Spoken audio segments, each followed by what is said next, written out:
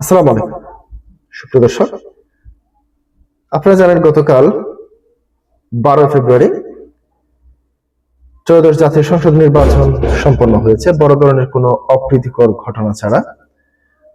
যদিও কয়েকটি কেন্দ্রে অনিয়মের অভিযোগ উঠেছে, যেমন জামাত ইসলামের পক্ষ থেকে নির্বাচনে ইঞ্জিনিয়ারিং এর কথা বলা হচ্ছে, আপনারা জানেন। যদিও এখনো পর্যন্ত বেসরকারি ফলাফল অনুযায়ী ইতিমধ্যে প্রায় প্রত্যেকটি কেন্দ্রের ফলাফল চলে এসেছে। তো আগামীতে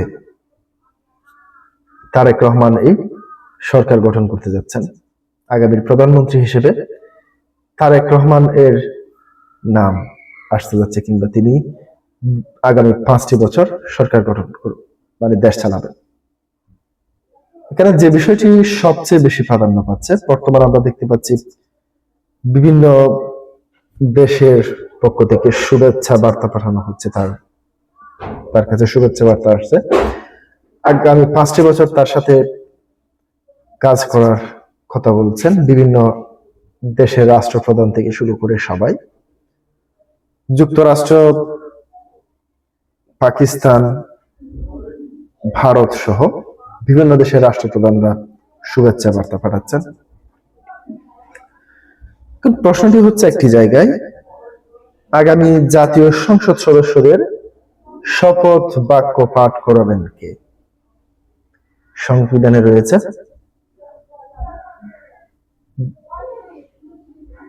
সংসদ সদস্যদের শপথ বাক্য পাঠ করাবেন স্পিকার, অর্থাৎ এর আগের সংসদের স্পিকার। এখন স্পিকার শিরিন শারমিন চৌধুরী তো পদত্যাগ করেছেন, আপনারা জানেন। ডেপুটি স্পিকারও কারাগারে। এই মুহূর্তে সাংবিধানিক যে জটিলতা তৈরি হয়েছে সেটি নিরসনের জন্য অনেক আইন বিশ্লেষণ থেকে শুরু করে ডক্টর আসিফ নজরুল যে বক্তব্যটি দিয়েছেন সেটি হচ্ছে, সংবিধান অনুযায়ী এখন রাষ্ট্রপতি কর্তৃক নিয়োগপ্রাপ্তকেও সংসদ সদস্যদের শপথ বাক্য পাঠ করাতে পারবেন। আর তা যদি না হয় তাহলে নির্বাচন কমিশনই নির্বাচিত সংসদ সদস্যদের শপথ বাক্য পাঠ করাবেন। প্রিয় দর্শক, এ বিষয়ে কি বলতে চাইছে দৈনিক ইত্তেফাক সেটি আপনাদের একটু ক্লিয়ার করছি। ত্রয়োদশ জাতীয় সংসদ নির্বাচনে 299টি আসনের মধ্যে 260টি আসনের বেসরকারি ফলাফল ঘোষণা হয়েছে। ঘোষিত ফল অনুযায়ী বিএনপি ও তাদের জোটের প্রার্থীরা 157টি আসনে জয়লাভ করেছে। এর ফলে বিএনপি নেতৃত্বাধীন সরকার গঠনের পথ সুগম হয়েছে। দলীয় সূত্রে জানা গেছে, নতুন সরকারের নেতৃত্ব দেবেন বিএনপি চেয়ারম্যান তারেক রহমান। ইতিহাস পর্যালোচনা করে দেখা যায়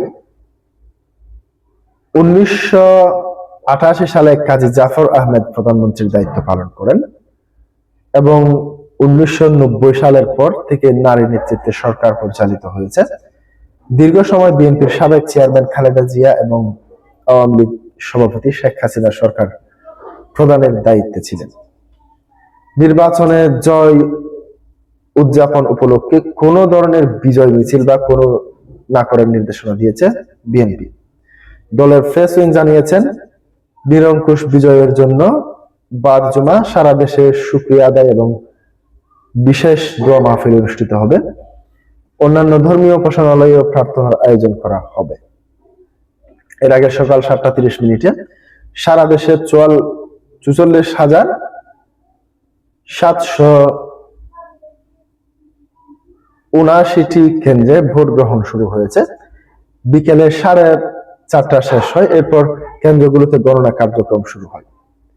শেরপুর 3, ঝিনাইগাতি এবং শ্রীবরদী আসনে নির্বাচন স্থগিত থাকায় এবার 289টি আসনে মোট 2,229 জন প্রার্থী প্রতিদ্বন্দ্বিতা করেছেন। এর মধ্যে দলীয় প্রার্থী 1000, 755 জন, স্বতন্ত্র প্রার্থী 274 জন এবং নারী প্রার্থী 83 জন।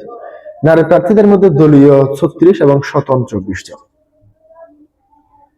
এবার মোট ভোটার ছিল 12,77,11,793 জন। এর মধ্যে পুরুষ ভোটার